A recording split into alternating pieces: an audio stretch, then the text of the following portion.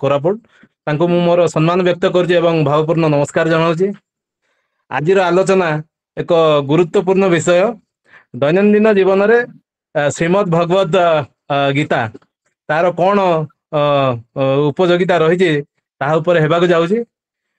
ଯାହା ଆଜି ଆମେ ଆମର ଆଲୋଚକ ଶ୍ରୀଯୁକ୍ତ ନକୁଳ ଚରଣ ପତି ଯିଏକି ଜଣେ କାଫି ଅଭିଜ୍ଞ ନାଲକର କର୍ମଚାରୀ ତାଙ୍କ ବାଣୀରୁ ଶୁଣିବା। ପବିତ୍ର ଦୀପାବଳି ପର୍ବ ଆନୁକୂଲ୍ୟରେ ଏଭଳି ଏକ ବିଷୟବସ୍ତୁ ଉପରେ ଆଲୋଚନା କରିବା ଅତ୍ୟନ୍ତ ସ୍ୱାଗତ ଯୋଗ୍ୟ।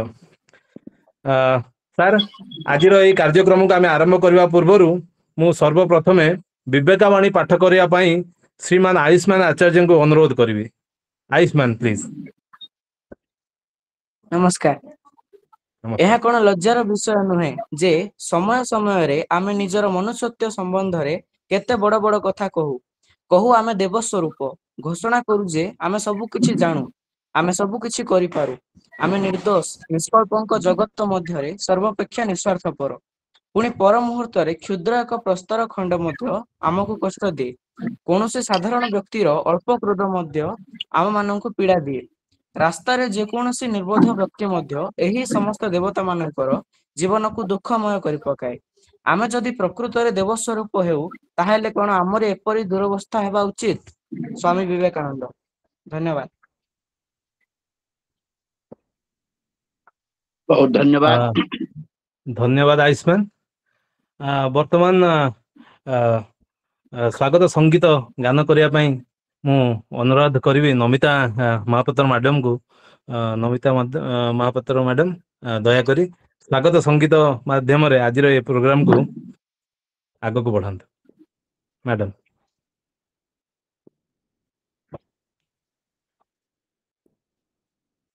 ବୋଧ ହୁଏ କିଛି ଟେକ୍ନିକାଲ ଇସ୍ୟୁ ପାଇଁ ସେ ଲେଫ୍ଟ ହେଇଯାଇଛନ୍ତି, ସେ ଉପସ୍ଥିତ ଥିଲେ। କାର୍ଯ୍ୟକ୍ରମକୁ ଆଗକୁ ବଢେଇବା। ମୁଁ ଅମୂଲ୍ୟ ସାରଙ୍କୁ ଅନୁରୋଧ କରିବି ଓଙ୍କାର ବନ୍ଦନା ସହିତ ଆନୁଷ୍ଠାନିକ ପରିଚୟ ରଖିବା ପାଇଁ ଏବଂ ଏହି କାର୍ଯ୍ୟକ୍ରମକୁ ଆଗକୁ ବଢେଇବା ପାଇଁ। Sir please. ଧନ୍ୟବାଦ। ଆମେ ଆଗକୁ ବଢିବା।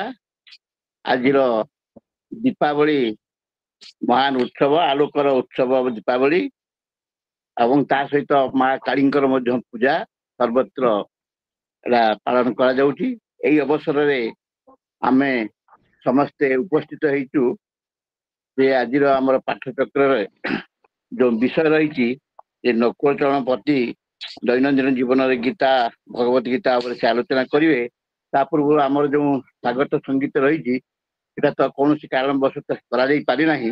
ତଥାପି ମୁଁ ସେଥିରେ ଗୋଟିଏ ସେଇ ସ୍ୱାଗତ ସଙ୍ଗୀତ ମାଙ୍କ ଉପରେ ଅର୍ଥାତ୍ ମା ଦେବୀଙ୍କ ଉପରେ ଲିଖିଛି, ସେଇଟା ମୁଁ ପଢି ଶୁଣାଉଛି ଆପଣମାନଙ୍କୁ। ମା ଆସିଛନ୍ତି, ମା ଆସିଛନ୍ତି ଏ ଧରା ଧାମକୁ, ଦୁର୍ଗା କାଳୀ ରୂପ ଧରି, ଭକ୍ତ ମାଙ୍କୁ ପ୍ରାର୍ଥନା ଜଣାଏ ଶାନ୍ତିରେ ରହିବା ପାଇଁ। ମା ଆସିଛନ୍ତି ଏ ଧରା ଧାମକୁ, ଦୁର୍ଗା କାଳୀ ରୂପ ଧରି, ଭକ୍ତ ମାଙ୍କୁ ପ୍ରାର୍ଥନା ଜଣାଏ ଶାନ୍ତିରେ ରହିବା ପାଇଁ।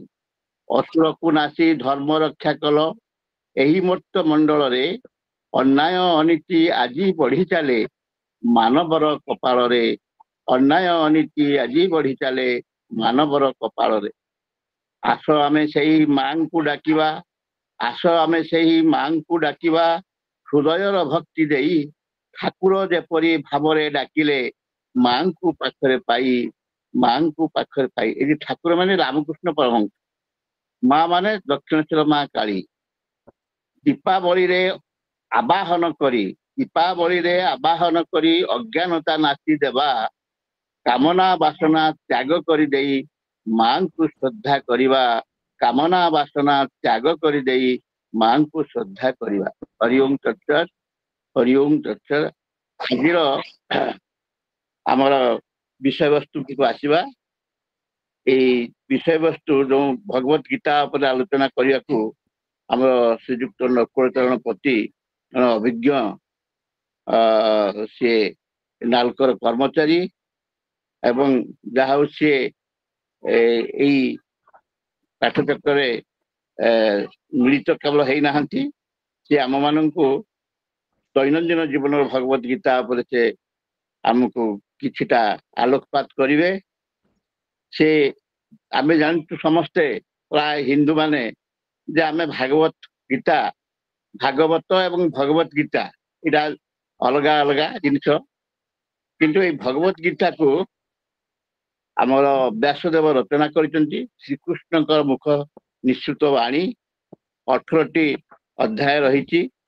अवश्य 18टी अध्याय जाक सी जे वर्णना करें आमर स्वल्प समय भितर संभवपर नुहे तथापि मुख्यतः आम जानू जे आमर कर्मयोग भक्ति योग ज्ञान योग यहपरी अन्यान्य योग गुड़िक रही।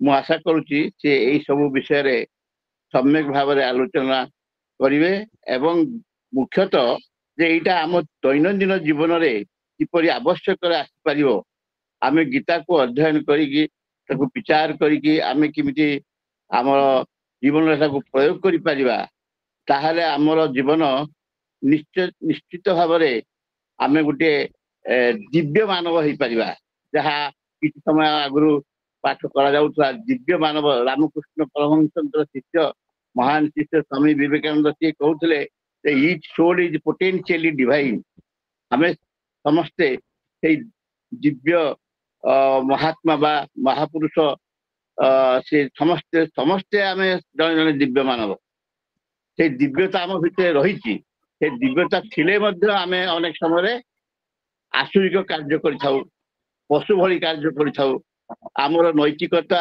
आमर चरित्र ठारू आम भिन्न प्रकार मनीष हो जाऊ तेणु से स्वामीजी कहते प्रथम आगे तुम्हें मनीष हुआ से भल मनीष होगापाई गीता को पाठ करवा अध्ययन करवा विश्लेषण करवा अति आवश्यक जमी रही गीतार रही 3टी गुण मुख्य गुण से सात्विक राजसिक एवं तामसिक से तामसिक गुण को बाद दे तामसिक गुण को गुण गुड़ी को संपूर्ण लोक जदि करवा संभवपर नुहे तथापि से कहीं पशु प्रवृत्ति तामसिक गुण हूँ आसुरिक प्रवृत्ति आसुरिक प्रवृत्ति ठारू दूरे रही आम सात्विक जीवन यापन किमिति करिपरिबा सेटा होची हमर गीता अध्ययन मुख्य उद्देश्य ता सहित आमर जो दिव्य सत्ता रही दिव्य गुण गुड़िक रही आसुरिक गुण गुड़िक आसुरी संपत्ति तेणु से आसुरिक गुण गुड़िक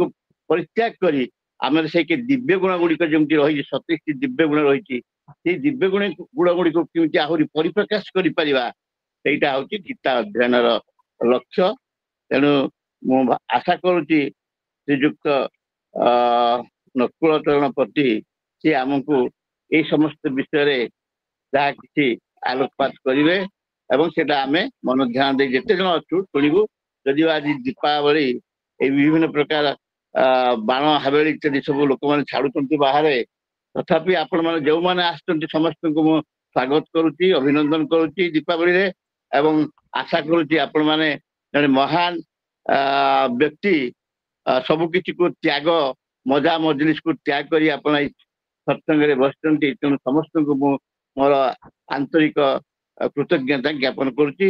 वर्तमान आमर आलोचक श्रीजुक्त पति बाबू को अनुरोध करी सी कार्यक्रम आरंभ करेंगे। हरि ओम। जय जगन्नाथ। मोर सुना जाउछि सर कथा सुनि पारछन्ते?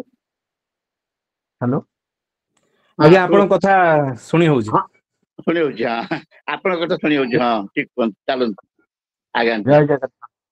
माननीय अध्यक्ष प्रोफेसर अमूल्य रंजन महापात्र महोदय, संयोजक श्रीजुक्त निहार कांति राय महोदय, स्वामी विवेकानंद लोक संसदर समस्त कर्मकर्ता और आभासी पाठचक्र भाग नहीं समस्त मान्यगण्य व्यक्ति गण आज पवित्र दीपावली अवसर में समस्त जीवन रामचंद्र जीवन आदर्श प्रतिफलित हो एवं असत्य उपर सत्यर जय हो यह मोर कामना। आज आलोचना चक्र में मत सुजोग दे मु निजक धन्य मन कर।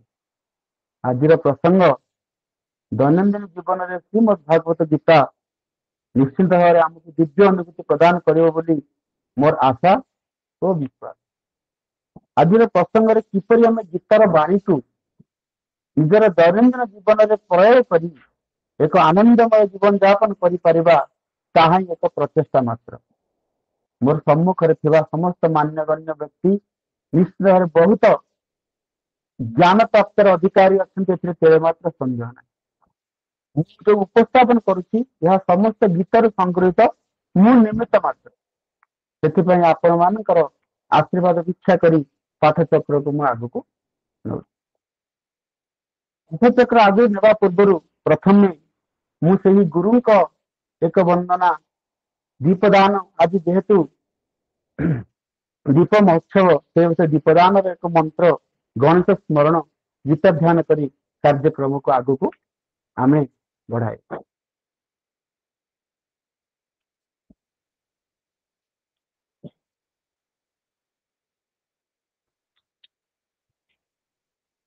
हरि ओम।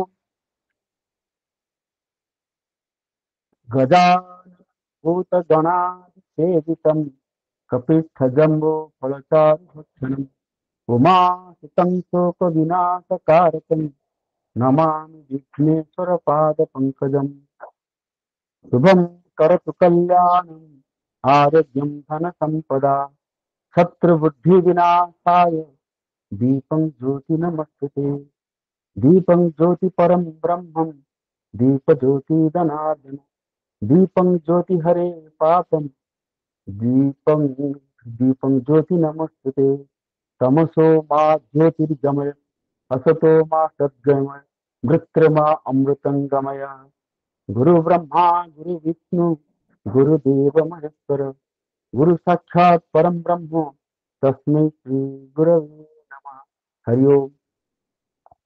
आपण माने ସମସ୍ତେ ଜାଣିଥିବେ ଯେ ସଂସାର ଏକ ନଦୀ ସଦୃଶ।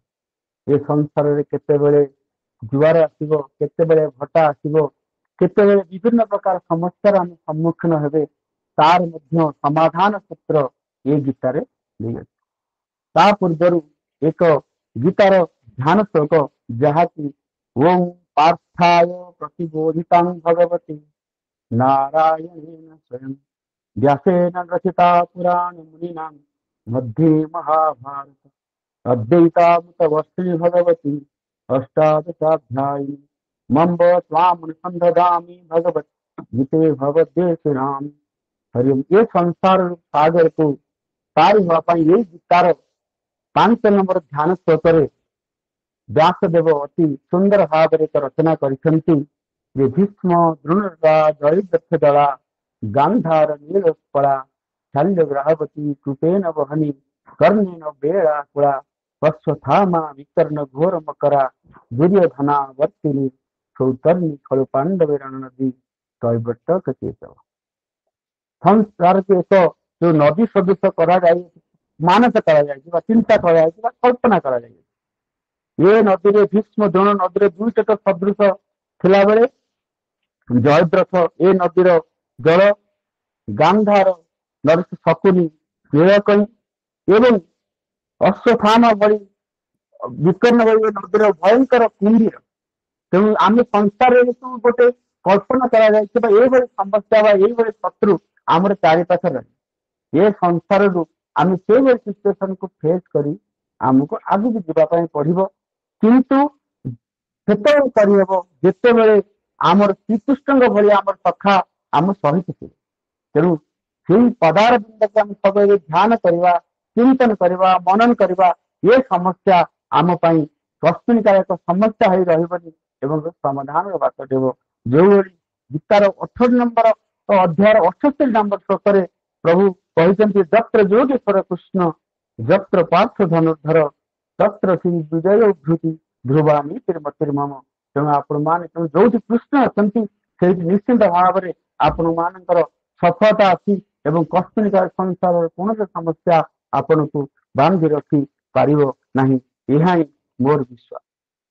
आज जो विषय अच्छी आम से दैनंदिन जीवन में गीतार आवश्यकता आलोचना करला पूर्व प्रथम मु कहवाई चाहिए आम कौन गीता पढ़ा आवश्यकता कौन। आम तो बहुत शास्त्र अच्छी बहुत उपनिषद अच्छी आम धर्मशास्त्र अच्छी ताकू न पढ़ी आम गीता कौन पढ़ी ତା ଛଡା ଆମେ ନିଜର ସ୍ୱରୂପ ଜାଣିବା ଆମେ କଣ ପାଇଁ ଆସିଛୁ, ଆମର କାମ କଣ, ଭଗବାନ କେଉଁଠାରେ ରହନ୍ତି, ତାଙ୍କର ସ୍ୱରୂପ କଣ, ଆମର ଯୋଉ ଆଧ୍ୟାତ୍ମିକ ମାର୍ଗରେ ଆମକୁ କିଏ ଅସୁବିଧା ବା କିଏ ଆମକୁ ପ୍ରତିରୋଧ କରୁ, ଆମର ପ୍ରକୃତି ଗୁଣ କଣ, ଆଉ ଗୀତାକୁ ପାଥେୟ କରି ଆମେ କିପରି ଆମ ଜୀବନକୁ ଆନନ୍ଦମୟ କରିପାରିବା। ତେଣୁ ପ୍ରଥମେ କାହିଁକି ଆମେ ଗୀତା ପଢିବା ବା କଣ ପାଇଁ ଆମର ଗୀତାର ଆବଶ୍ୟକତା ଅଛି ବା ସମସ୍ତଙ୍କୁ କିପରି ଏହା ସତ୍ ମାର୍ଗରେ ପରିଚାଳିତ କରିବା ପାଇଁ ମାର୍ଗଦର୍ଶନ କରିଥାଏ, ସେ ବିଷୟରେ ଏକ ସମ୍ୟକ ଧାରଣା। ଆପଣ ଜାଣିଛନ୍ତି ମହାଭାରତରେ କଣ କୁହାଯାଇଛି ଯେ ସର୍ବଶାସ୍ତ୍ରମୟୀ ଗୀତା, ସମସ୍ତ ଶାସ୍ତ୍ର ବେଦରୁ ହିଁ ଆସୁଛନ୍ତି। ବ୍ରହ୍ମାଙ୍କ ମୁଖରୁ ବେଦ ସୃଷ୍ଟି ହେଇଛି।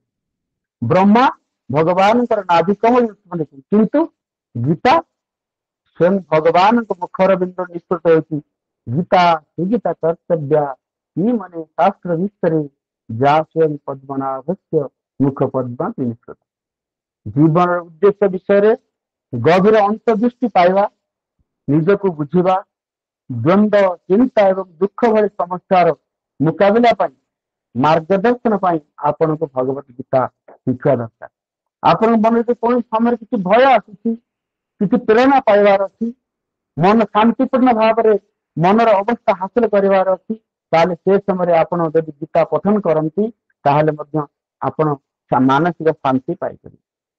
ଆତ୍ମାର ବୁଦ୍ଧି ବା ମୁଁ କିଏ, କଣ ପାଇଁ ଆସେ ସଂସାରରେ, ମୋର ଆବଶ୍ୟକତା କଣ, ସତ୍ ମାର୍ଗରେ ପରିଚାଳିତ ହେବା ପାଇଁ ମଧ୍ୟ ଗୀତା ଆପଣଙ୍କୁ ଜୀବନର ଉଦ୍ଦେଶ୍ୟ ଖୋଜିବା, ପୂରଣ କରିବା, ମାର୍ଗଦର୍ଶନ କରିବା ଏବଂ ଏହା ଆପଣଙ୍କୁ ସେ ଲାଇନରେ ମଧ୍ୟ ଆପଣଙ୍କୁ ପ୍ରେରଣା ଦେବ ଏବଂ କିପରି ଏହା ଆଧ୍ୟାତ୍ମିକ ଭାବରେ ଲାଭଦାୟକ ହେବ ତାହା ମଧ୍ୟ ସେ ମାର୍ଗଦର୍ଶନ କରାଯାଏ। ଆତ୍ମସାକ୍ଷାତ ବା ଏବଂ ଆଧ୍ୟାତ୍ମିକ ବିକାଶ ପଥ ମଧ୍ୟ ଆମକୁ ପ୍ରଦାନ କରେ ଏବଂ ତାହା ଆମକୁ ଦିବ୍ୟ ସହିତ, ଦିବ୍ୟ ଆତ୍ମାଙ୍କ ସହିତ ସଂଯୋଗକୁ ବୁଝିବାରେ ମଧ୍ୟ ସାହାଯ୍ୟ କରେ।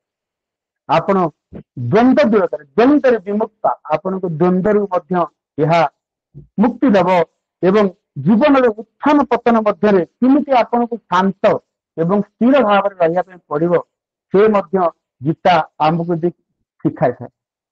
ଯୋଉ ଆପଣ ଯୋଉଟା କହୁଛନ୍ତି ଆପଣ ସ୍ଥିତପ୍ରଜ୍ଞ ଅବସ୍ଥା, ଆପଣ କୌଣସି ସମସ୍ୟାରେ ଆସିଲେ ନା ବିଚଳିତ ହେବେ, ସଠିକ ମାର୍ଗ ଆପଣ ଦର୍ଶନ ଗୀତା ମାଧ୍ୟମରେ ପାଇବେ। ଏ ଭୌତିକ ଜଗତର ନୀତି, ସମୟ, କର୍ମ ଆଉ ଆତ୍ମାର ପ୍ରକୃତିକୁ ମଧ୍ୟ ଏହା ହଉଛି ବ୍ୟାଖ୍ୟା କରେ।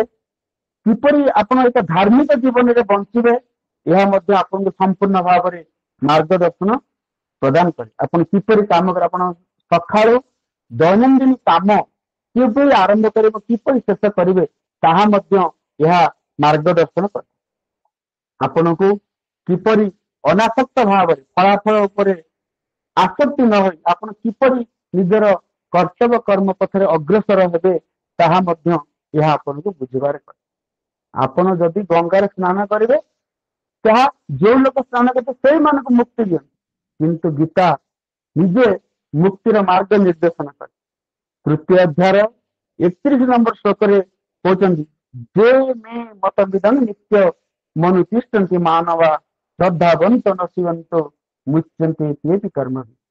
ଭଗବାନ କହୁଛନ୍ତି ଯେ କେହି ମୋର ଗୀତା ରୂପକ ଆଜ୍ଞାକୁ ପାଳନ କରିବ, ତାହା ଯାହା ବା ଗୀତାରେ ଯାହା ନିର୍ଦ୍ଦେଶ ଦିଆଯାଇଛି ସେଇ ନିର୍ଦ୍ଦେଶ ମତେ ଯଦି କାମ କରିବ ନିଃସନ୍ଦେହରେ ସେ ସମସ୍ତ କର୍ମରୁ ମୁକ୍ତ ହୋଇଯିବ।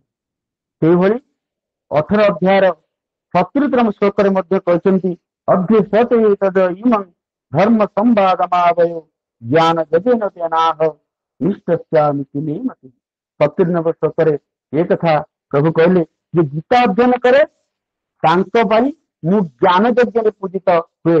ଏହା କାରଣ ଜ୍ଞାନ ଆପଣ ନଲେଜ ଆମକୁ ଆଶ୍ଚର୍ଯ୍ୟ ହେବ ଯେ ପ୍ରକୃତରେ ଭଗବାନ କିଏ, କାରଣ ଶ୍ରଦ୍ଧାବାନ ଲଭତେ ଜ୍ଞାନ ତତ୍ପରେ ସଙ୍ଗେନ୍ଦ୍ରିୟ ଜ୍ଞାନ ଲବ୍ଧା ପରାଂ ଶାନ୍ତି ମୈତ୍ରୀଣାଧିଗଚ୍ଛତି। ଆପଣ ଯେତେବେଳେ ଆମର ନଲେଜ ହେଇଯିବ ଯେ ପ୍ରକୃତରେ ଈଶ୍ୱର କଣ, ଐଶ୍ୱର୍ଯ୍ୟ ତତ୍ଵ କଣ, ଐଶ୍ୱର୍ଯ୍ୟ ସତ୍ତା କଣ, ସେତେବେଳେ ଆମକୁ ଏ ଜନ୍ମର ମୁକ୍ତି ପାଇଁ କୌଣସି ପ୍ରକାର ଆଉ ଆବଶ୍ୟକତା ରହିବନି, ଆମେ ହିଁ ସେଇ ପରମ ବ୍ରହ୍ମଙ୍କ ପାଖରେ ଲୀନ ହେବୁ। ଆସନ୍ତୁ ପ୍ରକୃତରେ ଆମେ ଆମର ପ୍ରକୃତ ସ୍ୱରୂପ କଣ, ଆମେ କିଏ, ଆମେ କଣ ପାଇଁ ଆସିଛନ୍ତି, ଏ ପ୍ରଶ୍ନ ମଧ୍ୟ ଦିନେ ଶଙ୍କରାଚାର୍ଯ୍ୟଙ୍କୁ 8 ବର୍ଷ ବୟସରେ ତାଙ୍କର ଗୁରୁ ଗୋବିନ୍ଦ ଭାଗବତ ପାଦ ତାଙ୍କୁ ପଚାରିଲେ ତୁମେ କିଏ?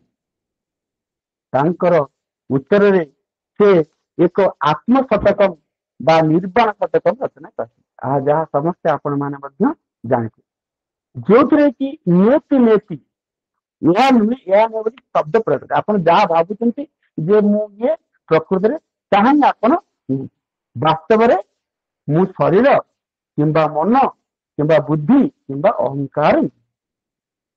ତେଣୁ ଏଥିରୁ ଏତେବେଳେ ସେ 6ଟି ଶ୍ଲୋକର ରଚନା କରିଥିଲେ, ଯୋଉ ଶ୍ଲୋକ ଗୁଡିକ ହଉଛି ଅତି ବୋଧଗମ୍ୟ ଏବଂ ଯାହା ବିଷୟରେ ସେ ରଚନା କରିଥିଲେ ଏବଂ କହିଥିଲେ ଆସିକି ତାଙ୍କର ଗୁରୁଦେବଙ୍କୁ, ଗୁରୁଦେବ ତାହା ଶୁଣିକି ପ୍ରକୃତରେ ଆତ୍ମଚିନ୍ତନ କଲେ, ପ୍ରକୃତରେ ମୋର ଶିଷ୍ୟ ବା ଯିଏକି ଏଇ ଶଙ୍କରାଚାର୍ଯ୍ୟ କହୁଛନ୍ତି ସେ ବିଷୟରେ ସେ ମଧ୍ୟ ଆତ୍ମଚିନ୍ତନ କରିଥିଲେ।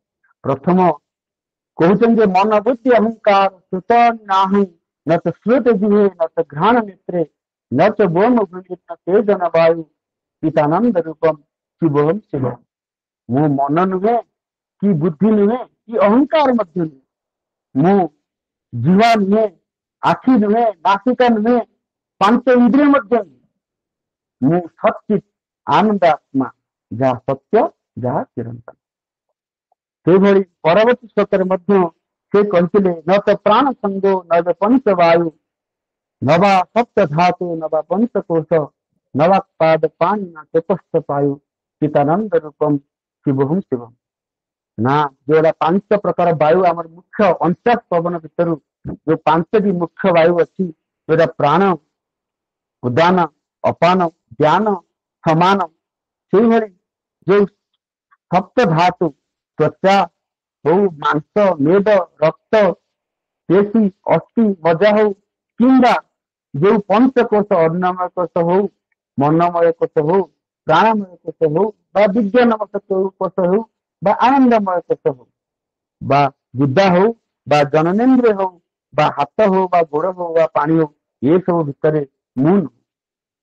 न पुण्यम न पापम न सुख न दुख न मंत्र न तीर्थ वेदना यज्ञ अहम भोजन नैव भुज्य न भुक्ता चितानंद रूपम शिवहम शिवहम। ମୁଁ ସଚ୍ଚିତ ଆନନ୍ଦ ଆତ୍ମା, ଯାହା ତମେ ଭାବୁଛ ନା ମୁଁ ପୁଣ୍ୟ ନୁହେଁ କି ମୁଁ ପାପ ନୁହେଁ କି ମୁଁ ସୁଖ ନୁହେଁ କି ଦୁଃଖ ନୁହେଁ, ମୁଁ ସବୁରୁ ଅଲଗା ଗୋଟେ ସ୍ୱତନ୍ତ୍ର, ମୁଁ କିଏ? ସଚ୍ଚିତ ଆନନ୍ଦ ଆତ୍ମା। ତେଣୁ ନ ମେ ମୃତ୍ୟୁ ଶଙ୍କା ନ ମେ ଜାତି ଭେଦ ପିତା ନୈବ ନୟ ମାତା ନ ଜନ୍ମ ନ ବନ୍ଧୁ ନ ମିତ୍ର ଗୁରୁ ନୈବ ଶିଷ୍ୟ ଚିତାନନ୍ଦ ରୂପମ ଶିବହଂ ଶିବମ୍। ମୁଁ ଜାତି ଭେଦ ଭିତରେ ବନ୍ଧା ନୁହେଁ, ମୁଁ ମାତା ନୁହେଁ, ମୁଁ ମଧ୍ୟ ପିତା ନୁହେଁ, ମୁଁ ଗୁରୁ ନୁହେଁ କି ମିତ୍ର ନୁହେଁ କି ଶିଷ୍ୟ ନୁହେଁ, ମୁଁ ସଚ୍ଚିତ ଆନନ୍ଦ ଆତ୍ମା ତତ୍ତ୍ୱମସି ତୁମେ ଯିଏ ମୁଁ ହିଁ ଅହଂ ନିର୍ବିକଳ୍ପ ନିରାକାର ରୂପ ବିଭୁ ବ୍ୟାପ୍ୟ ସର୍ବତ୍ର ସର୍ବେନ୍ଦ୍ରିୟାଣାମ୍ ସଦାମି ସମସ୍ତର୍ଣ୍ଣ ମୁକ୍ତିର୍ନ ବନ୍ଧ ଚିତାନନ୍ଦ ରୂପମ ଶିବହଂ ଶିବମ୍। ମୁଁ ସର୍ବବ୍ୟାପ, ସବୁଆଡେ ମୁଁ ଅଛି, ସମସ୍ତଙ୍କ ପାଖରେ ଅଛି, ମୁଁ ସଚ୍ଚିତ ଆନନ୍ଦ ଆତ୍ମା ସତ୍ୟାନନ୍ଦ ଅଟେ। ତେଣୁ ସେ ବିଷୟରେ ଗୀତା ମଧ୍ୟ ଆମକୁ କହନ୍ତି। ତାହେଲେ ଆମେ ବର୍ତ୍ତମାନ ଜାଣିଲେ ଯେ ମୁଁ ସଚିତ ଆନନ୍ଦ ଆତ୍ମା, ତେଣୁ ସେ ଆତ୍ମାର କେବେ ନା ବିନାଶ ଅଛି ନା କେବେ ସୃଷ୍ଟି ଅଛି। ତେଣୁ ପ୍ରକୃତରେ ଯିଏ ସତ୍ୟ ତାହା ହିଁ ଚିରନ୍ତନ। ଆମେ ବେଦାନ୍ତ ବା ଉପନିଷଦ ଜାଣିଛନ୍ତି ଯାହା ସତ୍ୟ, ସୂର୍ଯ୍ୟ ସତ୍ୟ ତାହା ଚିରନ୍ତନ, ବାୟୁ ସତ୍ୟ ତାହା ଚିରନ୍ତନ, ନା ତାର ଅନ୍ତ ଅଛି ନା ଆଦି। ସେଇଭଳି ଜଳ ମଧ୍ୟ ସତ୍ୟ। ଏଇଭଳି ଗୀତାରେ ମଧ୍ୟ କହିଲେ ନା ସतो ବିଦ୍ୟତେ ଭାବ ନା ଭାବ ବିଦ୍ୟତେ ସତ ଉଭୟ ରୋପି ଦୃଷ୍ଟାନ୍ତ ଚେନ୍ନୟ ତତ୍ତ୍ୱ। 2ୟ ଅଧ୍ୟାୟ 16 ନମ୍ବର ଶ୍ଲୋକରେ କହିଲେ ଯେ ଅସତ୍ର ଚାଇତନ୍ୟ, ସତ୍ ହିଁ ଚିରନ୍ତନ। ତେଣୁ ଉଭୟ ସ୍ୱରୂପକୁ ଯୋଉ ତତ୍ତ୍ୱଦର୍ଶୀ ମାନେ କହୁଛନ୍ତି ଯେ ଇଏ ସତ୍ ଯିଏ ଚାହିଁ ତାର ଅନ୍ତ ନାହିଁ ବା ସେ ଚିରନ୍ତନ ଅଟେ। ସେଇଭଳି ଆମ ଶରୀରର ମଧ୍ୟ ହଉଛି ଅସତ ଅଟେ, କିନ୍ତୁ ଶରୀର ଭିତରେ ଥିବା ଯୋଉ ଆତ୍ମା ତାହା ହିଁ ପରମାନେଣ୍ଟ। ସେଇଭଳି ଗୀତାର 2ୟ ଅଧ୍ୟାୟ 20 नंबर श्लोक रे कहउचंती न जायते म्रियते वा कदाचि नाय भूत्वा भविता वा न भूय अजो नित्य शाश्वतं पुराण हन्यते हन्य मानसरि। आत्मार ना जन्म अछि ना मृत्यु अछि। आत्मा जन्म नहीं, यह चिरंतन एवं अमर एवं यह शाश्वत अछि। शरीर नष्ट हो पारे किंतु आत्मा केबे हेले नष्ट हुए ना। जो 6 प्रकार जो आमर शरीर ही परिवर्तन हुए किंतु आत्मा किसी परिवर्तन हुए। जो अस्थि जायते वर्धते विपरिणामते अपक्षयते और विनश्यते, अर्थात आम गर्भवास ठारे मृत्यु पर्यंत ओनली शरीर ही चेंजेस हो। जहाँ को आम मृत्यु कहूचे ताहा मृत्यु नहीं, आत्मार मृत्यु नहीं, केवल शरीर ही विनाश। अमर आत्मा अमर किंतु यह शारीरिक परिवर्तन रे केबे हेले मध्य प्रभावित हुए ना। वेद संबंध रे बारंबार मध्य ये विषय मध्य आलोकपात कराई। जो भली मध्य परवर्ती द्वितीय अध्याय 22 नंबर श्लोक रे मध्य भगवान कहते जे जने व्यक्ति जो पुराना वस्त्र त्याग कर नूतन वस्त्र परिधान करे से मृत्यु समय आत्मा ये जराजीर्ण शरीर जहाँ को आश्रय कर रही पारे ताको त्याग कर एक नूतन शरीर धारण करे। जहाँ श्लोक कहते वासांसी जीर्णानि यथा विहाय नवानि गृह्णाति नरोपराणि तथा शरीरानि विहाय जीर्णा न्यन्यानि संजाति नवानि। तेणु ये विषय मध्य आपण माने गुणीजन समस्ते सार जो भाई कहले समस्ते मध्य से विषय आप जानते मु कहवा एक दुष्टतम। गीता कौन गो भगवान जो आम जान ईश्वर बोली भावुँ से रोच गीतार 8 नंबर अध्याय 3 नंबर श्लोक कहले अक्षर ब्रह्म परम स्वभावध्यात्म मुच्यते भूत भाव करो विसर्ग कर्म संकेत। सर्वश्रेष्ठ सत्ता जहाँ को आम ब्रह्म कह जाए जार अविनाशी जहाँ के शेष हुए तेणु से जीवन सत्ता को आध्यात्म कहते। तेणु आमको जदि आम जीवन यदि भौतिक व्यक्तित्व अभिवृद्धि निमंते कराया कार्य को कर्मफल को आम कर्म कहवा तेणु जदि आम ताकू त्याग करदे ताहले आमको परमेश्वर पाखरे आम प्रभु 10म अध्याय 20तम श्लोक कहते जे अहमात्मा गुड़ाकेश सर्वभूत सहित मु हे गुड़ाकेश हे अर्जुन मु सर्वभूत समस्त सचराचर प्राणी जीव जगतर समस्त मध्य मुहि हूँ अवश्य अच्छी। तेणु मु प्राणी आदि मध्य एवं अंत मध्य अच्छी।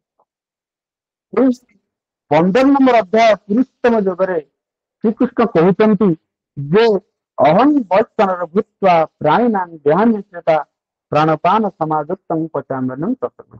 जो 4 प्रकार खाद्य अच्छी चोच्य चोव्य लेह पेय से प्रकार खाद्य को मध्य मु प्राणी मान दक्षराग्नि रूप रही ताहा मध्य करी। 18 नंबर 61 नंबर श्लोक 18 अध्याय 61 नंबर श्लोक प्रभु कहते जे ईश्वर सर्वभूता नाम हृदय से दूरतिष्ठ।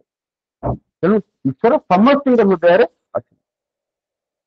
तेणु ये आम जापारे जे आमे आम भितर ही से दिव्यात्मा बा प्रभु बा ईश्वर विराजमान करते किंतु आमे मंदिर में खोजती बा अन्य जे पर्यंत आम भितर से ईश्वरीय गुण विकसित न होती से पर्यंत आमे से प्रभु को प्राप्ति हो पार ना। कारण जब समान फ्रिक्वेन्सी न रही कि आप पवन में विभिन्न प्रकार भेरियस बैंड ट्यून अच्छे किंतु आम रेडियो खाली ऑन कले बाजू बाजू ताकू आमको से ट्यूनिंग करने पड़े। तेणु आमर दैनंदिन जीवन में जदि आमर काम कथा वार्ता चाली चाली चलन सबकि जब ईश्वरमय हो आम ईश्वर प्राप्ति हो पार मात्र सन्देह ना। सबू समर्पण करदे जदि आम ईश्वर शरणापन्न हवा जो भली गीतार 18 अध्याय 66 नंबर श्लोक कहते जे सर्वधर्मान परित्यज्य माम एक शरणं व्रज अहं त्वं सर्वपापेभ्यो मोक्षयिष्यामि सुत। समस्त धर्म परित्याग धर्म इंद्रिय निवृत्ति ଆପଣ ଯଦି ଇନ୍ଦ୍ରିୟର ସୁଖ ଲାଳସା ତ୍ୟାଗ କରିଦେବେ ତାହେଲେ ମୋର ଶରଣାଗତ ହେବେ, ତାହେଲେ ନିଶ୍ଚିନ୍ତ ଭାବରେ ମୁଁ ତମକୁ ଏ ସଂସାରରୁ ମୁକ୍ତ କରିଦେବି। ତାହେଲେ ଏଥିରେ ତିଳେ ମାତ୍ର ସନ୍ଦେହ। ତାହେଲେ ଆମେ ସତ ଜାଣିଲେ ତାହେଲେ ପ୍ରକୃତରେ ଆମକୁ ଏ ଯେ ଆଧ୍ୟାତ୍ମିକ ପଥରେ ଆମକୁ କିଏ ସମସ୍ୟା ତା ଶତ୍ରୁ କିଏ କରୁଛି, ଆମେ କଣ ପାଇଁ ଆଧ୍ୟାତ୍ମିକ ମାର୍ଗରେ ଆମେ ଯାଇପାରୁନଥିବା, କୋଉ କଣ ସବୁ ଅଷ୍ଟାକଲ୍ସ ଆମକୁ ହଉ କାହିଁକି, ଆମେ ତାକୁ କେମିତି ଓଭରକମ୍ ମଧ୍ୟ କରିପାରିବା। ଆପଣମାନେ ସମସ୍ତେ ଜାଣିଛନ୍ତି ମନର ଶକ୍ତି ଆମକୁ ନିଜେ ହଉଛି ପତନ ଆଡକୁ ନେଇପାରିବ, କିନ୍ତୁ ସିଏ ଆମର ବନ୍ଧୁ ମିତ୍ର ହେଇପାରିବ, ସିଏ ମଧ୍ୟ ଆମର ଶତ୍ରୁ ହେଇପାରିବ। କାରଣ ସଂସାର ସବୁଠାରୁ ଅସ୍ଥିର ଜିନିଷ ହଉଛି ମନ। ସେ ଆମକୁ କେବେ ସ୍ଥିର କରିଦିଅନ୍ତି, ପୁଣି ଦୃଢ ନିଶ୍ଚୟ ନବାର ସବୁବେଳେ ବାଧ। ଆମେ ଈଶ୍ୱର ଯେମିତି ହଉଥିବା କିନ୍ତୁ ବେଳେ ବେଳେ ଆମ ସାମ୍ନାରେ ଅଲଗା ଚିନ୍ତା କଲେ ଆମର ଆମ ଚିନ୍ତାଧାରାର ପରିବର୍ତ୍ତନ ପଳେଇ ଆସେ। ସେ ସବୁବେଳେ ସ୍ଥିତି ଅନୁସାରେ ନିଜର ପରିବର୍ତ୍ତନ କରେ। ଗୀତାର 6ଠ ଅଧ୍ୟାୟର 5ମ ଶ୍ଲୋକରେ ଲେଖିଲେ ଯେ ଉଦ୍ଧରେ ଆତ୍ମନାତ୍ମାନ ନାତ୍ମାନ ଅବସାୟ ଆତ୍ମୀୟ ଆତ୍ମନୋ ବନ୍ଧୁ ରାଷ୍ଟ୍ରୀୟ ବିପରାତ୍ମ। ଆତ୍ମା ନିଜେ ନିଜର ବନ୍ଧୁ, ନିଜେ ନିଜର ମଧ୍ୟ ଶତ୍ରୁ। ତେଣୁ ତାହେଲେ ଯଦି ପ୍ରଶ୍ନ ଆସେ ତାହେଲେ ଆମକୁ ତାକୁ ପରମ ମିତ୍ର କରିବା ପାଇଁ ପଡିବ। ଯଦି ଆମେ ଆତ୍ମାକୁ ନିଜ ଆତ୍ମାକୁ ମିତ୍ର ଯଦି ଆମର ହଉଛି ମନକୁ ମିତ୍ର ନ କରିପାରିବା ତାହେଲେ ଆମେ କେମିତି ସକ୍ସେସ୍ ହବା। ତେଣୁ ଆତ୍ମା କହୁଛନ୍ତି ଯେ ଚାରିଟା ସ୍ତର ଷ୍ଟେଜେସରେ ଆତ୍ମା କାମ କରୁଛି। ଯୋଉଟା କହୁଛି ମନ, ବୁଦ୍ଧି, ଅହଙ୍କାର ଏବଂ ଚିତ୍ତ। ମନ ଯେତେବେଳେ ହଉଛି ବିଚାର କରିବ ଯେ ଏଇଟା ମୁଁ କରିବି ନା କରିବି, ସେତେବେଳେ ଆମେ ତାର ମନ କହିବା। ବୁଦ୍ଧି କଣ କରିବ, ତାକୁ ବିଶ୍ଲେଷ ଆନାଲିସିସ୍ କରିବ ଯେ ଏଇଟା ପ୍ରକୃତରେ ଠିକ ନା ଭୁଲ, ସେ ନିଷ୍ପତ୍ତି ନବ, ତାକୁ ଆମେ ବୁଦ୍ଧି କହିବା। ଚିତ୍ତ କଣ କରିବ, ଯେତେବେଳେ ଏହା ବ୍ୟକ୍ତି ବା ବସ୍ତୁରେ ଆସକ୍ତ ହେଇଯିବ ସେତେବେଳେ ଆମେ ଚିତ୍ତ ତାକୁ କହିବା। ଅହଙ୍କାର ଯେତେବେଳେ ଏହା ନିଜକୁ ଶରୀର ମନେ କରିବ କିମ୍ବା ଧନ, ପ୍ରତିପତ୍ତି, ସୌନ୍ଦର୍ଯ୍ୟ, ବିଦ୍ୟା ଇତ୍ୟାଦି ପାଇଁ ନିଜକୁ ଗର୍ବ ଅନୁଭବ କରିବ, ପ୍ରାଇଡ୍ ଫିଲ୍ କରିବ, ସେତେବେଳେ ସେଟା କଣ ନା ଅହଙ୍କାର ହେଇଯିବ। ଏ ଯୋଉ ଚାରିଟି ତତ୍ତ୍ୱ କହିଲି ବା ଷ୍ଟେଜେସ୍ କହିଲି ସେଗୁଡା ସବୁ ଭିନ୍ନ ଭିନ୍ନ ତତ୍ତ୍ୱ ନୁହନ୍ତି, ଏଟା ଗୋଟେ ମନର ଚାରିଟା ଷ୍ଟେଜେସ୍। ଏମାନଙ୍କୁ ଆମେ କେବଳ ମନ ବା ମନୋବୁଦ୍ଧି ବା ମନୋବୁଦ୍ଧି ଅହଙ୍କାର ବା ମନୋବୁଦ୍ଧି ଚିତ୍ତ ଅହଙ୍କାର ମଧ୍ୟ କହିପାରିବୁ। ଏମାନେ ସବୁ ଗୋଟେ ଗୋଟେ ତତ୍ତ୍ୱକୁ ହଉଛି ବୁଝାଇଥାନ୍ତି। ଗୀତାର 3 ନମ୍ବର ଅଧ୍ୟାୟର 42 ନମ୍ବର ଶ୍ଲୋକରେ କହିଲେ ଇନ୍ଦ୍ରିୟାଣୀ ପରାନ୍ୟାହୁ ଇନ୍ଦ୍ରିୟେଭ୍ୟ ପରଂ ମନ ମନ ସସ୍ତୁ ପରା ବୁଦ୍ଧି ଯେ ବୁଦ୍ଧି ପରତସ୍ତୁ। ଯେତେବେଳେ ଆମର ଗୋଟେ ସବୁବେଳେ ଆମେ ଜାଣିଛନ୍ତି ଯେ ନିମ୍ନ ସ୍ତରରେ ଥିବା ବସ୍ତୁ ତାଠାରୁ ଉଚ୍ଚ ସ୍ତରରେ ଥିବା ବସ୍ତୁ ଦ୍ୱାରା ନିୟନ୍ତ୍ରଣ ଥାଏ। ଯୋଉଭଳି ଆମେ ଷ୍ଟୁଡେଣ୍ଟ ଆମକୁ ସାର୍ ହିଁ ହଉଛି ବୁଝେଇ ପାରିବା, ଆମକୁ ନିୟନ୍ତ୍ରଣ କରନ୍ତି। ସେଇଭଳି ଶରୀର ସ୍ଥୂଳ ଭୌତିକ ପଦାର୍ଥ ଦ୍ୱାରା ଗଠିତ, ତାଠାରୁ ଯୋଉ ଶ୍ରେଷ୍ଠ 5ଟା ଇନ୍ଦ୍ରିୟ। ସ୍ଥୂଳ ଶରୀର ଇନ୍ଦ୍ରିୟ ହଉଛି 5ଟା ଶ୍ରେଷ୍ଠ। ସିଏ ସ୍ୱାଦ, ସ୍ପର୍ଶ, ଦୃଶ୍ୟ, ଗନ୍ଧ, ଶବ୍ଦ, ସେମାନେ ତାକୁ ଅନୁଭୂତି ଆମକୁ କରନ୍ତି। ଇନ୍ଦ୍ରିୟ ମାନଙ୍କ ଊର୍ଦ୍ଧ୍ୱରେ ମନ ଏବଂ ମନର ଊର୍ଦ୍ଧ୍ୱରେ ହଉଛି ବୁଦ୍ଧିର ସ୍ଥିତି, ଯାହା ବିଚରଣ ଶକ୍ତି ଯୁକ୍ତ ଅଟେ। କିନ୍ତୁ ଦିବ୍ୟାତ୍ମା ଏ ଠାରୁ ଊର୍ଦ୍ଧ୍ୱରେ। ଇନ୍ଦ୍ରିୟ, ମନ, ବୁଦ୍ଧି, ଆତ୍ମା ଏମାନଙ୍କର ଶ୍ରେଷ୍ଠତା ସ୍ତର ଅନୁଯାୟୀ ବର୍ତ୍ତମାନ ଆମେ ଜ୍ଞାନର ଉପଯୋଗ କରି କାମନାର ମୂଳୋତ୍ପାଟନ ଆମେ ମଧ୍ୟ କରିପାରିବା। ତାହେଲେ ବର୍ତ୍ତମାନ ପ୍ରଶ୍ନ ଯଦି ଆମକୁ ମନକୁ ନିୟନ୍ତ୍ରଣ ଆମେ ନ କରିପାରିବା ତାହେଲେ ଆମେ ଈଶ୍ୱର ପ୍ରାପ୍ତି କେମିତି ହବ। ତେଣୁ ମନକୁ ନିୟନ୍ତ୍ରଣ ଯୋଉ ମାଇକ କର୍ମ ନିବୃତ୍ତ କରିବା ପାଇଁ ମନ ଯେତେବେଳେ ଆମେ ଯୋଗ ଅଭ୍ୟାସ କରିବା ସେତେବେଳେ ମନ ସ୍ଥିର ହେବ। ଯତ୍ରୁ ପରମତେ ଶୀତଂ ନିରୁଦ୍ଧଂ ଯୋଗ ସେବୟା ଯତ୍ର ଚୈବାତ୍ମନାତ୍ମାନ ପଶ୍ଚରଣାତ୍ମତି ତୁଚ୍ଛତି। 6ଠ ଅଧ୍ୟାୟର 20 ନମ୍ବର ଶ୍ଲୋକରେ ଏ ବିଷୟରେ ହଉଛି କହିଛନ୍ତି। ଧରନ୍ତୁ ଆମର ଗୋଟେ ଗ୍ଲାସର ପାଣି, ଗୋଟେ ଗ୍ଲାସ ପାଣି ଯଦି ଗୋଳିଆ ଅଛି ସେ ଆମେ ତା ଭିତରେ ଟ୍ରାନ୍ସପାରେଣ୍ଟ ଆମକୁ ଦେଖା ହଉଛି, କିନ୍ତୁ ଯଦି ଆମେ ତା ଦେହରେ କିଛି ଫିଟିକିରି ମିଶେଇଦବା ତାହେଲେ ତା ଦେହରେ ସେ ତାର ପ୍ରପର୍ଟି ବା ଧର୍ମ ଅନୁସାରେ କାଦୁଅ ଅଂଶ ତଳକୁ ବସିଯିବ, ପାଣିଟା ସ୍ୱଚ୍ଛ ହେଇଯିବ। ଯେତେବେଳେ ମନଟା ଆମର ଅସ୍ୱଚ୍ଛ ରହିଥାଏ ସେତେବେଳେ ଆମେ ଆତ୍ମାର ଉପଲବ୍ଧି ଅସ୍ପଷ୍ଟ ଆମକୁ ହୋଇଥାଏ। ତେଣୁ କିନ୍ତୁ ଯେତେବେଳେ ମନ ଶୁଦ୍ଧ ହେଇଯାଏ ଆମେ ସେତେବେଳେ ଆତ୍ମାକୁ ପ୍ରତ୍ୟକ୍ଷ ଭାବରେ ଉପଲବ୍ଧି ଆମେ କରିପାରୁ।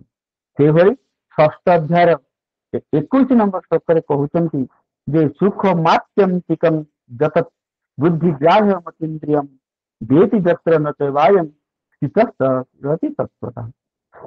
ଯୋଗ ସମାଧି ରୂପକ ସେଇ ଆନନ୍ଦମୟ ଅବସ୍ଥାରେ ବ୍ୟକ୍ତି ଯେତେବେଳେ ଯୋଗ କରିବ ସେ କଣ କରେ ନା ଅସୀମ ଦିବ୍ୟ ଆନନ୍ଦ ଅନୁଭବ କରିବ। ଏ ଅବସ୍ଥାରେ ସ୍ଥିତ ହୋଇ ବ୍ୟକ୍ତି କେବେ ବି ପରମ ସତ୍ୟ ଠାରୁ ସେ ବିଚ୍ୟୁତ ହବ ନାହିଁ। ଯେତେବେଳେ ସେ ଭଗବାନ ସହିତ ସଂଯୁକ୍ତ ହେଇଯିବ ସେତେବେଳେ ଭଗବାନଙ୍କ ସେ ଦିବ୍ୟ ଅବର୍ଚ୍ଛନୀୟ ଏବଂ ଆନନ୍ଦ ସ୍ୱରୂପ ସେ ଉପଲବ୍ଧି କରେ। ତେଣୁ ଏ ଅବସ୍ଥାରେ ଧ୍ୟାନର ପରବର୍ତ୍ତୀ ହେଉଛି ସମାଧି ଅବସ୍ଥାକୁ ସେ ପଳାଏ। ସେଇଭଳି ଷଷ୍ଠ ଅଧ୍ୟାୟର 22 ନମ୍ବର ଶ୍ଲୋକରେ କହୁଛି ଜଙ୍ଗ ଲବ୍ଧା ଚାପରଂ ଲାଭଂ ମନ୍ୟତେ ନାଧିକଂ ତତଃ ଯସ୍ତିସିତୋ ନ ଦୁଃଖେନ ଗୁରୁଣାପି ବିଚଣ୍ଡତେ। ଏଇ ଅବସ୍ଥା ପ୍ରାପ୍ତ କରି ବ୍ୟକ୍ତି ତାକୁ କୌଣସି ଜିନିଷ ଶ୍ରେଷ୍ଠ ଲାଗେ ସେ ଭାବିବ ମୁଁ ସବୁଠାରୁ ଦୁନିଆର ଶ୍ରେଷ୍ଠ ଏବଂ ଭଲ ଜିନିଷ ହିଁ ପାଇଛି, ସେମ୍ ଜିନିଷ ପାଇଛି। ତେଣୁ ତା ତ ଦୁନିଆର କିଛି ଶ୍ରେଷ୍ଠ ଲାଗିବନି।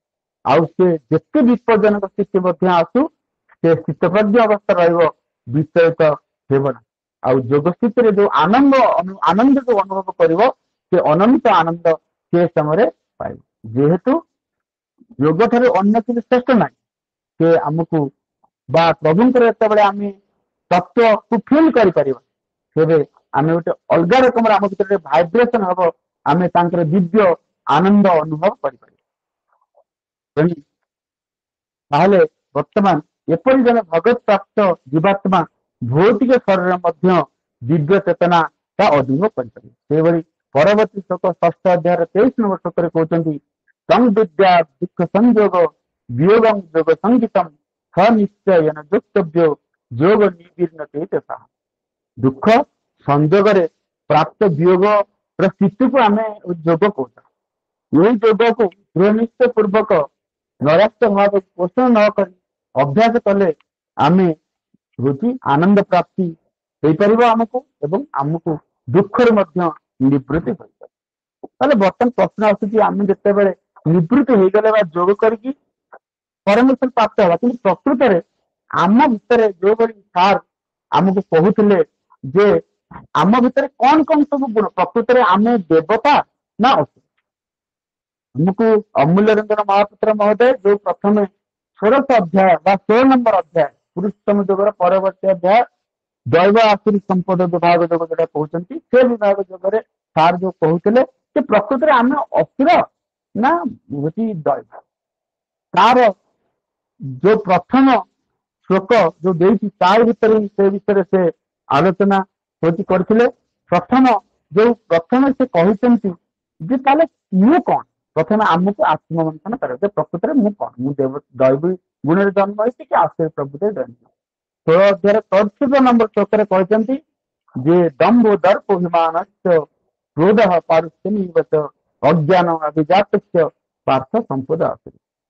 ଯୋଉଠାରେ ଦମ୍ଭ ଦର୍ପ ଅଭିମାନ କ୍ରୋଧ ଅଜ୍ଞାନ ମିଥ୍ୟା ଅହଙ୍କାର ହିଂସା ଏସବୁ ଯୋଉଟା ସବୁ ବନ୍ଧନ ଆଉ ଦୁଃଖର କାରଣ, ଏସବୁ ଗୁଣ ଆସୁରୀ ସମ୍ପଦ କଥା ମନୁଷ୍ୟ ଠାରେ ଦେଖାଯାଏ।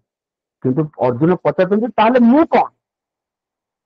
ତାର ଉତ୍ତରରେ ଭଗବାନ କହୁଛନ୍ତି ଦୈବୀ ସମ୍ପଦି ମୋକ୍ଷାୟ ନିବନ୍ଧାୟ ସୂର୍ଯ୍ୟମତା ମା ସୁତଃ ସମ୍ପଦଂ ଦୈବୀ ମଭିଜାତି ପାଣ୍ଡବ। ହେ ପାଣ୍ଡବ, ହେ ଅର୍ଜୁନ, ତୁମେ କାହିଁ ଚିନ୍ତା କରୁଛ? ତୁମେ ଧାର୍ମିକ ଗୁଣ ହେଇକି ଜନ୍ମ ହେଇଛ, ତେଣୁ ତୁମେ ସେଥିପାଇଁ ଚିନ୍ତା କରିବା ଦରକାର ନାହିଁ। ଦିବ୍ୟ ଗୁଣ ଆଡକୁ ତୁମେ ଅଗ୍ରସର ହୁଅ ଏବଂ ଏ ଯୋଉ ଆସୁରିକ ଗୁଣ ଯୋଉଟା କି ବନ୍ଧନର କାରଣ, ତମେ ତାକୁ ତ୍ୟାଗ କଲେ ହିଁ ତମେ ଦିବ୍ୟତା ଯାଇପାରିବ। ବା ଦୈନନ୍ଦିନ ଜୀବନରେ ଯଦି ତମେ ତାକୁ ପ୍ରାକ୍ଟିକାଲ ଆପ୍ଲାଏ କରିବ ତାହେଲେ ନିଶ୍ଚିନ୍ତ ଭାବରେ ତୁମେ ଏ ଯୋଉ ବନ୍ଧନରେ ରହିଛ ଏ ସଂସାର ବନ୍ଧନରେ ତମେ ମୁକ୍ତ ହେଇଯିବ, ଏଥିରେ ତିଳେ ମାତ୍ର ସନ୍ଦେହ ନାହିଁ। ତାହେଲେ ଆମକୁ କଣ କରିବା ପାଇଁ ପଡିବ? ଯଦି ପଚାର ଆମେ କଣ କରିବା ପାଇଁ ପଡିବ, ସେଇଟା ସେଇ 16 ଅଧ୍ୟାୟର 23 ନମ୍ବର ଶ୍ଲୋକରେ କରେ ଯଶାସ୍ତ୍ର ବିଧି ମୁତ୍ସୂର୍ଯ୍ୟ ବର୍ତ୍ତତେ କାମ କାରତଃ ନ ସିଦ୍ଧି ମବାପ୍ନୋତି ନ ସୁଖଂ ନ ପରାଙ୍ଗତି। ଯୋଉଟା ଆମର ଶାସ୍ତ୍ରର ନିୟମ ଅନୁଯାୟୀ ଆମକୁ ଆମ କାମ କରିବା ପାଇଁ ପଡିବ। ଯେଉଁମାନେ କାମନାର ପ୍ରେରଣାରେ କର୍ମ କରନ୍ତି, କିଛି ପାଇବା ପାଇଁ କାମ କରନ୍ତି, ଶାସ୍ତ୍ରର ଆଦେଶକୁ ଅବଜ୍ଞା କରନ୍ତି, ଜୀବନରେ ସେମାନେ କେବେ ହେଲେ କୌଣସି ଦୁଃଖ କିମ୍ବା ସିଦ୍ଧି କିମ୍ବା ଚରମ ଲକ୍ଷ୍ୟ ସେମାନେ କସ୍ମିକ ପ୍ରାପ୍ତ କରିପାରିବେ ନାହିଁ। ଏହା ନିଶ୍ଚିନ୍ତ ଭାବରେ। ତାହେଲେ କଣ କରିବା ନା ପ୍ରଶ୍ନ ଶାସ୍ତ୍ର ପ୍ରମାଣତେ କାର୍ଯ୍ୟ କାର୍ଯ୍ୟ ବ୍ୟବସ୍ଥିତ ଜ୍ଞାତ ଶାସ୍ତ୍ର ବିଧାନୁକ୍ତ କର୍ମ କର୍ତ୍ତୃ ନିହାର। ତେଣୁ ଆମକୁ ଶାସ୍ତ୍ରର ନିର୍ଦ୍ଦେଶ ଅନୁଯାୟୀ ହିଁ ଆମକୁ କାମ କରିବାକୁ ପଡିବ। ଯଦି ଆମେ ଶାସ୍ତ୍ର ଅନୁଯାୟୀ ଯଦି ଆମେ ଆମ କାମ ନିର୍ଦ୍ଦେଶରେ କାମ କରିବା ତାହେଲେ ଆମେ ଦିବ୍ୟ ସେଇ ଦିବ୍ୟାତ୍ମାଙ୍କ ସାନ୍ନିଧ୍ୟ ଲାଭ କରିପାରିବା ଏବଂ ତାଙ୍କରି ନିୟମ ଅନୁସାରେ ନିର୍ଦ୍ଦେଶକୁ ବୁଝି ଯଦି ଆମେ କାମ କଲେ ତାହେଲେ ଆମକୁ ସଫଳତାର କେହି ଅଟକାଇ ପାରିପାରିବେ ନାହିଁ। ତାହେଲେ ଦୈବ ପ୍ରକୃତି କଣ? ପ୍ରଶ୍ନ ଏଠି ଆସ, ଯଦି ଆମେ ଦୈବ ତାହେଲେ ଆମର ପ୍ରକୃତି କଣ ହେବା ଦରକାର? ସେଇଟା 16 ନମ୍ବର ଅଧ୍ୟାୟର ପ୍ରଥମରୁ ତୃତୀୟ ଶ୍ଲୋକ ପର୍ଯ୍ୟନ୍ତ ସେ ଅତି ସୁନ୍ଦର ଭାବରେ ବ୍ୟାଖ୍ୟା କରିଛନ୍ତି। ଦୈବ କଣ, ଦୈବ ଗୁଣ ଯୁକ୍ତ କଣ ରହିଲେ ଆମେ ଦୈବ ହେବା ଏବଂ କେଉଁ କେଉଁ ଗୁଣ ରହିଲେ, ତା ଦେହରେ 27ଟି ଗୁଣ କହିଲେ ହେଲା। ସେ 27ଟି ଗୁଣ ଆମ ପାଖରେ ଯଦି ରହିବ ତାହେଲେ ଆମେ ନିଶ୍ଚିନ୍ତ ଭାବରେ ସେ ଆମ ହଉଛି ପ୍ରଭୁଙ୍କର ସନ୍ନିକଟ ହେଇପାରିବା ଏବଂ ଦୈନନ୍ଦିନ ଜୀବନରେ ତାକୁ ପ୍ରୟୋଗ କରି ବା ଗୀତାର ନିର୍ଦ୍ଦେଶ ମତେ ଆମେ ଆମର ସଫଳତା ଶୀର୍ଷକୁ ପହଞ୍ଚିପାରିବା ଏବଂ ସେଇ ପରମ ତତ୍ତ୍ୱକୁ ଲାଭ କରିପାରିବା।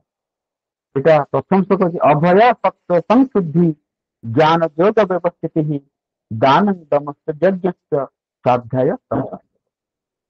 পরবর্তী শ্লোকরে অহিংসা সত্যম ক্রোধ ত্যাগ শান্তির পৈতনম দয়া ভূতেশ্বর রুক্তম মার্দবম বীরতা ফল।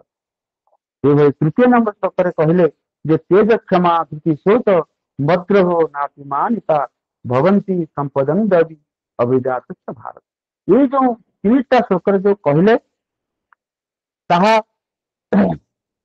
ଦୈବ ଗୁଣ ହଉ, ଭୟ ଶୂନ୍ୟତା ହଉ, ପୂର୍ଣ୍ଣ ନିର୍ମଳତା ହଉ, ଜ୍ଞାନ ଜଗର ସୁସ୍ଥିତି ଯୋଉଟା କହୁଛନ୍ତି ବା ସାତ୍ବିକ ଦାନ ହଉ, ଇନ୍ଦ୍ରିୟ ସଂଯମ ହଉ, ଦେବ ପୂଜା ହଉ ବା ସ୍ୱାଧ୍ୟାୟ ହଉ, ତପସ୍ୟା ହଉ, ସରଳତା ହଉ, ତାହା ମଧ୍ୟରୁ ଯୋଉ ଅଭୟ ବା ଯୋଉଟା ଭୟ ଶୂନ୍ୟତା ଆଉ ସତ୍ୟ ସଂଶୁଦ୍ଧି ଆଉ ଜ୍ଞାନ ଯୋଗ ଏ ତିନୋଟି ହଉଛି ମୁଖ୍ୟ। ଯଦି କେବଳ ଯଦି ଆମେ 3ଟା ଗୁଣକୁ ପ୍ରାକ୍ଟିସ କରିବା ତାହେଲେ ମଧ୍ୟ ଆମେ ଦୈବ ଗୁଣ ବା ଐଶ୍ୱର୍ଯ୍ୟ ଜ୍ଞାନରେ ଆମର ବୃଦ୍ଧି ପାଇବ ଏବଂ ଆମେ ମଧ୍ୟ ସେଗୁଡ଼ାର ଅଧିକାରୀ ହୋଇପାରିବା। ଆଉ ଯୋଉ ରହିଲା ଅହିଂସା ସତ୍ୟ କ୍ରୋଧର ତ୍ୟାଗ ଶାନ୍ତି, ଅନ୍ୟକୁ ନିନ୍ଦା ନ କରିବା, ସବୁ ପ୍ରାଣୀ ମାନଙ୍କ ପ୍ରତି ଦୟା କରିବା ବା ଲୋଭ ଶୂନ୍ୟତା ରହିବ, କୋମଳତା ରହିବ, ଲଜ୍ଜା ଏବଂ ଚଞ୍ଚଳତାର ଅଭାବ, ଏ ଗୁଣ ମଧ୍ୟ ଦୈବ ସମ୍ପତ୍ତି ଗୁଣ ଯୋଗର ହଉଛି ଲକ୍ଷଣ। ତେଜ କ୍ଷମା ଧୈର୍ଯ୍ୟ ସିଦ୍ଧି ଶତ୍ରୁହୀନତା ଏବଂ ଅଭିମାନହୀନତା ବା ନିରଭିମାନ ଏସବୁ ମଧ୍ୟ ଯଦି ରହିବ ଆମେ ମଧ୍ୟ ଦୈବ ସମ୍ପଦ ଜନତା ମନୁଷ୍ୟ ମୁକ୍ତି ମାର୍ଗରେ ଯିବ, ଏଥିରେ କେବେ ହେଲେ ସନ୍ଦେହ ନାହିଁ। ଏ ସବୁ ଗୁଣର ଅଧିକାରୀ ଅର୍ଜୁନ ସ୍ୱୟଂ ମଧ୍ୟ ଥିଲେ। ଅହିଂସା ପରବର୍ତ୍ତୀ ଅବସ୍ଥା ହଉଛି ଅହିଂସା। ଅହିଂସା ବିଷୟରେ ମଧ୍ୟ ଗୀତା ଯେହେତୁ ସମୟ ସରି ଆସୁଛି, ମୁଁ ଭାବୁଛି ମତେ କିଛି ମଧ୍ୟ ବିରାମ ଦେବାକୁ ପଡିବ। ତେଣୁ ଅହିଂସା ଆମେ ଜାଣିଛନ୍ତି ଅହିଂସା ପରମ ଧର୍ମ। ଯଦି ଅହିଂସା ହିଁ ପ୍ରଥମ ସଫଳତାର ମାପକାଠି। ତେଣୁ ଅହିଂସା ପରମ ଧର୍ମ ତଥା ହିଂସା ପରମ ତପ ଅହିଂସା ପରମଂ ସତ୍ୟ ଯତ ଧର୍ମ ପ୍ରବର୍ତ୍ତିତେ। ମହାଭାରତ ଅନୁଶାସନ ପର୍ବରେ ଅହିଂସା ବିଷୟରେ ମଧ୍ୟ ଅତି ସୁନ୍ଦର ଭାବରେ ଲେଖା ଯାଇଥାଏ। ଅହିଂସା ପରମ ଧର୍ମ ଧର୍ମ ତଥା ହିଂସା ପରୋ ଦମ ଅହିଂସା ପରମଂ ଦାନ ମହିଂସା ପରମଂ ତପ ଅହିଂସା ପରମ ଯଜ୍ଞ ତଥା ହିଂସା ପରମ ଫଲମ ଅହିଂସା ପରମଂ ମିତ୍ର ଅହିଂସା ପରମଂ ସୁଖ। ତେଣୁ ଆମକୁ ପ୍ରଥମ ଜିନିଷ ହଉଛି ଅହିଂସା ହିଁ ଆମ କରିବାକୁ ପଡିବ। ସେଇଭଳି 13 ନମ୍ବର ଅଧ୍ୟାୟରେ ମଧ୍ୟ ଗୀତାରେ ଅତି ସୁନ୍ଦର ଭାବରେ 8 ନମ୍ବର ଶ୍ଲୋକରେ କହିଛନ୍ତି ଅମାନିତ୍ୱମ ଦମ୍ଭିତ୍ୱମ ହିଁ ଅହିଂସା ଶାନ୍ତିରାଜ ଏବଂ ଆଚାର୍ଯ୍ୟ ପାସନଂ ଶୌଚଂ ଚର୍ଯ୍ୟ ମାତ୍ମ ବିନିଗ୍ରହ। ବିନମ୍ରତା ଗର୍ବ ଶୂନ୍ୟତା ଅହିଂସା କ୍ଷମା ସରଳତା ଗୁରୁଙ୍କ ସେବା ଶୁଦ୍ଧତା ସ୍ଥିରତା ଆତ୍ମସଂଯମତା ଏଗୁଡା ମଧ୍ୟ ଆମର ଦୈବୀ ଗୁଣର ମଧ୍ୟ ଅଛି।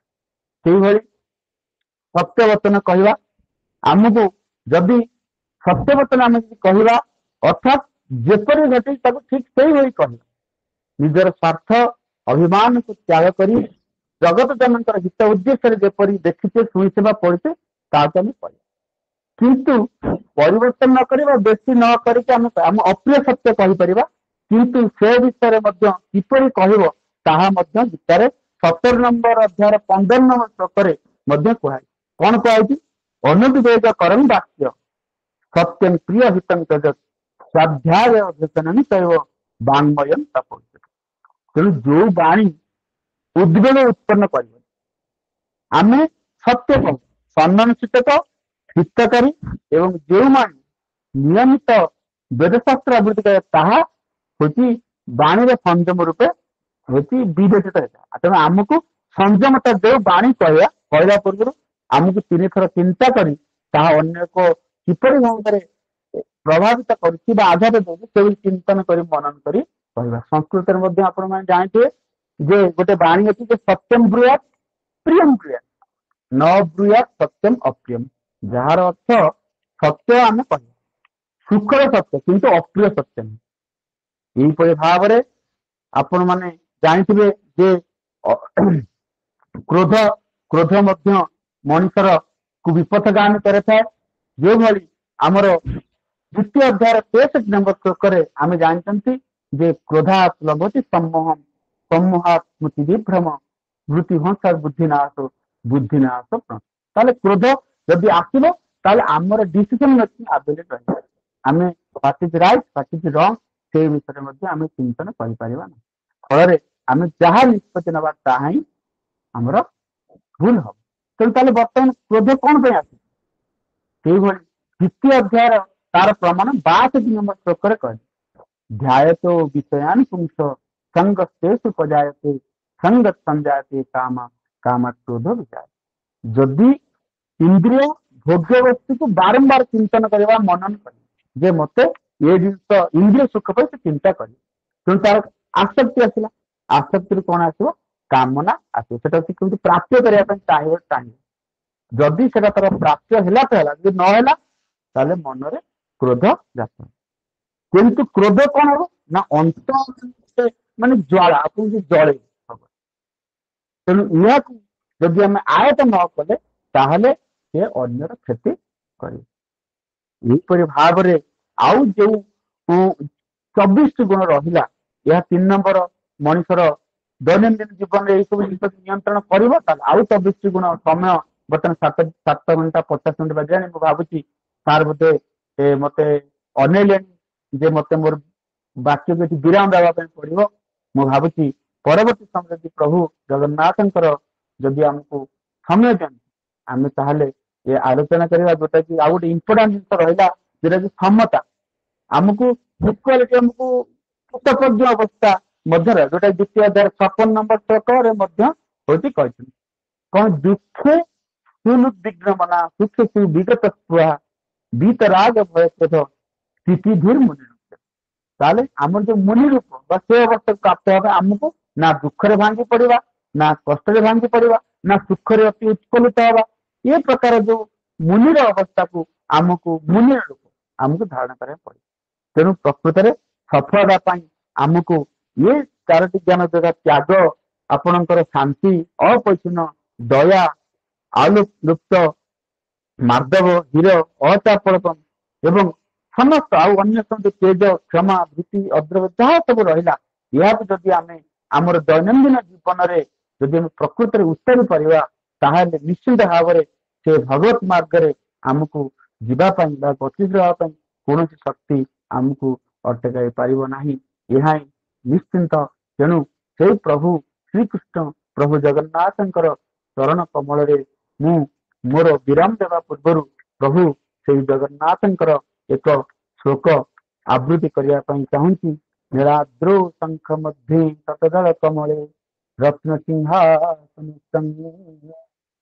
सर्वालंकारयुक्तं नवघनरुचिरं संयुतं सग्रजेन भद्राया वामभागे रथचरणयुतं ब्रह्मरुद्रे देवन्द्यं वेदानं सारमिषं सदनपरिवृतं ब्रह्मदारुं स्मरामि दुर्भ्यासवितलाङ्गलं समुतलं कादम्बरी चञ्चलं रत्नाध्यावरकुण्डलभुजबले राक्रान्तभूमण्डलम् वज्राभामरचारुगण्डजुगलम् नागेन्द्रचूडोजबलम् सङ्ग्रामे चपलं शशाङ्कधवलम् श्रीकामपालं भजे मध्ये देवी परत्पर भगवती या प्रकृति रूपिणी निर्लिप्ता देहा त्रिजगत जननी सूक्ष्म रूपा विचित्रा देवी मानंद कंदा कनक तनुधरा सर्वस्वभाग्यरूपा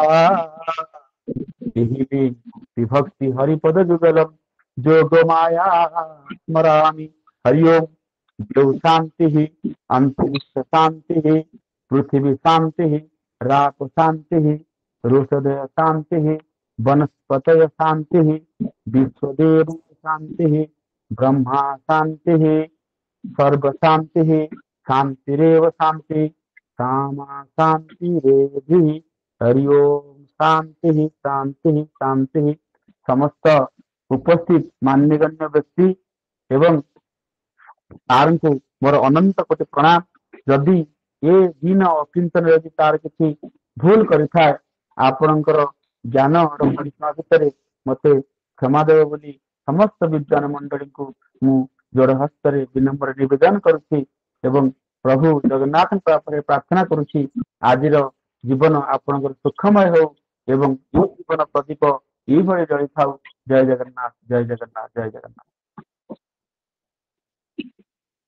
बहुत बहुत धन्यवाद आपण सुंदर भाव प्रांजल भाव सम्यक भाव गीता आलोचना कले। दैनंदिन प्रकृत गीतार महत्व बा गीतार आवश्यकता ये सब विषय को आपण टच करछंती, सब विषय को आपण विश्लेषण करछंती। जदि बा आमे जानू जे गीतार 18टी अध्याय 700 श्लोक रही से श्लोक गुड़ी को समय स्वल्पता भितर आप जी आवश्यक दैवासुर संपर्क अन्य योग भक्ति योग कर्म योग ज्ञान योग इस समस्त योग को आप किछिटा आलोचना करछंती। निश्चित समस्त को भल लगुव आम सब क्वांटिटी उपर गुरुत्व न देकी क्वालिटी उपर गुरुत्व दरकार। तेणु आज जदिबा आमर संख्या श्रोता मंडली संख्या टी कम रही तथापि बहुत जो माने उपस्थित अच्छा जो माने किसी शुणी गीता विषय आनंदित खुशी होते कहीं गीतार मुख्य उद्देश्य हूँ शांति लाभ करवा और आनंद लाभ करवा। आमको गीता कही जदि जड़े लोक जीवन में प्रसन्नता लाभ न करे तार जीवनटा दुखमय हो दुख निवृत्ति आमको सब प्रसन्नतार सहित जहाँ को स्वामी विवेकानंद कहते जे आमको सकारात्मक भाव गोटे पॉजिटिव मेंटालिटी जे आम जिते खुशी रहा आमर आत्मा हूँ सदानंद सच्चिदानंद जहाँ आमर कहले जे शंकराचार्य उक्ति को उद्धृत करिकी जे आम सच्चिदानंद सच्चिदानंद अहं शिवोहं शिवोहं। तेणु आम शिव हवा हेले जहाँ वेदांत उल्लेख कर प्रत्येक लोक ही शिव जीव ही शिव। ठाकुर रामकृष्ण परमहंस कहते शिव ज्ञाने शिव सेवा आलोचना कले सुख सुख दुख आम जीवन में रही सत कथा जे आम जे केवल जे सुख भितर रही सब आमर लक्ष्य उद्देश्य हूँ सुख प्राप्ति आनंद प्राप्ति किंतु दुख आम पाख जीव ना किंतु आम जब भावु जब गोटे स्ट्रंग मेंटालिटी आम गोटे दृढ़ मनोभाव थी मोर जीवन किसी दुख ना मोर जीवन कौन किसी ରୋଗ ବ୍ୟାଧି ନାହିଁ। ଯଦି ବି କିଛି ରୋଗ ବ୍ୟାଧି ହୁଏ, ଯଦି ସେଟାକୁ ମଧ୍ୟ ମୁଁ ତାକୁ ଈଶ୍ୱରଙ୍କ ପାଖରେ ସମର୍ପଣ କରିଦେବି। ଯେମିତି ଅର୍ଜୁନ କୃଷ୍ଣ କହିଲେ ସର୍ବଧର୍ମ ପରିତ୍ୟଜ୍ୟ ମାମେକଂ ଶରଣଂ ବ୍ରଜ। ତେଣୁ ସବୁ କିଛି ତୁମେ ମୋ ପାଖରେ ମୋ ଉପରେ ସମ୍ପୂର୍ଣ୍ଣ ତ୍ୟାଗ କରିଦିଅ, ସମ୍ପୂର୍ଣ୍ଣ ନ୍ୟସ୍ତ କରିଦିଅ। ତେଣୁ ଏଇ ଯୋଉ ଭାବନା, ସେ ଭାବନା ହଉଛି ଆମର ଗୋଟେ ସ୍ଥିତପ୍ରଜ୍ଞ ଭାବ। ସେ କଥା ଉଲ୍ଲେଖ କରିଛନ୍ତି। ସ୍ଥିତପ୍ରଜ୍ଞ ଭାବଟା ହେଲା କଣ, ଯେ ସୁଖ ଦୁଃଖକୁ ସମାନ କରିବା। କେତେବେଳେ ସେ ଦୁଃଖ ଆସି ଦେହ ଖରାପ ହେଇଗଲା, ପୁଣି ଦେହ ଭଲ ହେଇଗଲା, ସୁଖ ଆସିଲା। କିନ୍ତୁ ବିବେକାନନ୍ଦ, ସ୍ୱାମୀ ବିବେକାନନ୍ଦ କହୁଥିଲେ ଯେ ଯେତେବେଳେ ଦେହ ଖରାପ ହେଇଗଲା, ମୋ ଦେହ ଖରାପ ହେଲା,